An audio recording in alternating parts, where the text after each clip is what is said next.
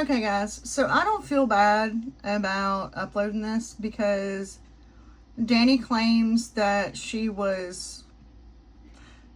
Well, she also says it's not true, but then it was true.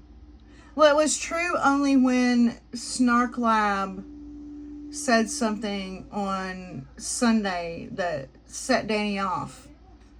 But we all know that Gabby and Dani both are just foaming at the mouth to know who Snark Lab is. Because Gabby's like, well, all these people, they hide behind, they don't show their faces. You know what else I don't do? I don't show my ass on the internet either. I don't punch myself in the face. And I have been through some shit.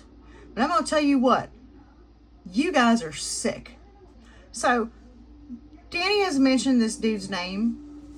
I'm going to show his first name. When she files an OP, she should probably know how to spell his last name. But nothing happened to her so she mentions this dude's name in reference to this horrible thing that happened. Look at the date that this OP was filed. It's an order of protection. It was filed in 2012. Now, I'm going to be nice. I'm going to say that, hold up.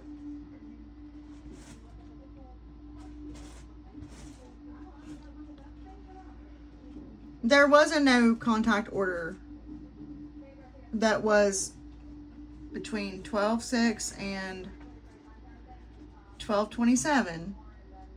The court did understand that there was enough there to issue a plenary no contact order. In the state of Illinois, that means like a 2-year no contact order. And usually that does have to do with events that are not pleasant. But why lie about it? That's what I don't understand. Why would you lie about it? Because this person, hold please. This person that she is alleging that this happened against, that did all this stuff, well, him and like what, 3 other people,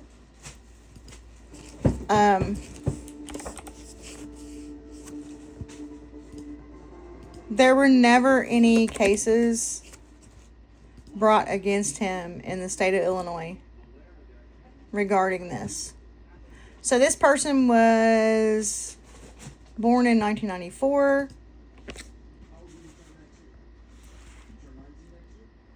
Let me go back. He's got a lot of traffic tickets. 94. I think it's probably this one.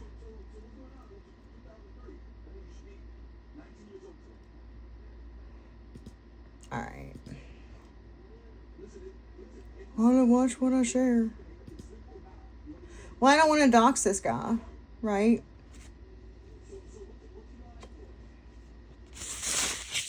So, first name Adil, last name starts with an M. So, yeah, in 2012, this Tammy Steineke also had an OP against him. But,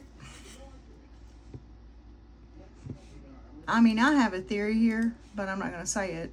Well, I will say it. In 2012, there were no criminal cases filed against Adil for anything bad. But come 2019, he catches a felony because he had some substances in his car. That's all I'm going to say. No such event that Dani claims happens. The only thing that happened that relates to anything that Dani is describing is a case back in 2002. Now, let's think. In 2012, Dani was 20 years old. She was not a minor. When they came to do the skit of the Baker Act at her house on Sunday, There's cases, there's proof. This was in Carroll Stream. Well, Carroll Stream is still DuPage County. And there is no criminal cases filed. None.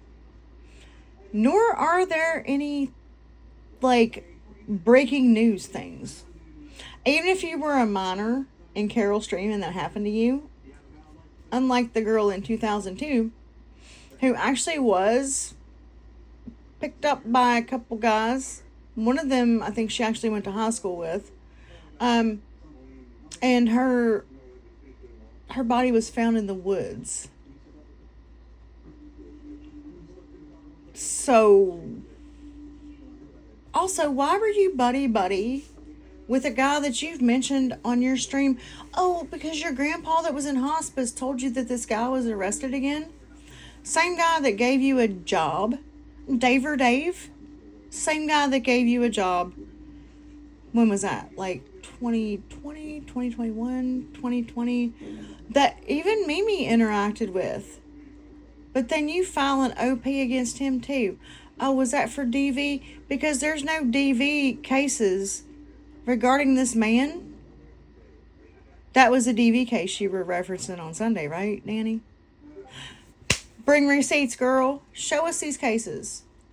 Because according to the state of Illinois, no such cases exist. Y'all have a great day.